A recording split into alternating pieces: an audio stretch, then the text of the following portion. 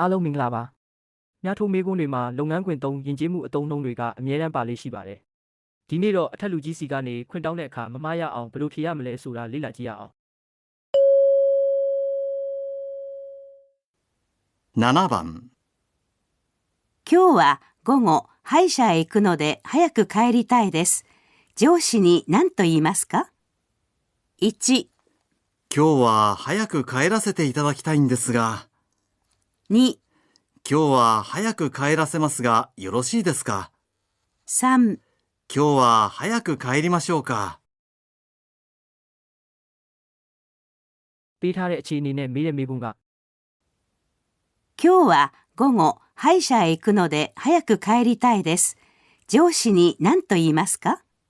စကားပြောရမယ့်တစ်ဖက်သားကကိုယ့်ထက်လူကြီးဖြစ်လို့ရိုသေတဲ့အသုံးအနှုန်းကိုသုံးပါမယ်အခြေအနေကကိုကစောစောပြန်ကျင်တာဖြစ်တဲ့အတွက်ခွင့်ပြုချက်တောင်းတဲ့အသုံးအနှုန်းကိုသုံးရပါမယ်1、今日は早く帰らせていただきたいんですが、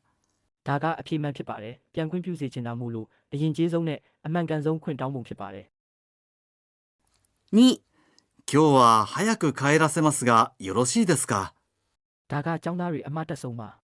ကိုကိုယ်တိုင်ပြန်တာမဟုတ်ပဲအခြားအောက်လူတစ်ယောက်ကိုပြန်ခိုင်းတာအမိတ်ပေးစေခိုင်းတဲ့သဘောဖြစ်သွားပါတယ်အခုကကိုယ်တိုင်ပြန်ကျင်တာဖြစ်လို့တရားနည်းအရလုံးဝမကိုက်ညီပါဘူး3、今日は早く帰りましょうか？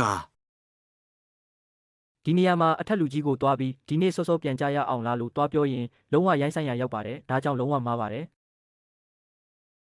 နောက်ဗီဒီယိုမှာတော့အခက်အခဲကြုံနေတဲ့သူကိုတွေ့ရင်ကူညီဖို့ဘယ်လိုပြောရမလဲဆိုတာပါအတူတူဆက်လေ့လာရအောင်ခင်ဗျာ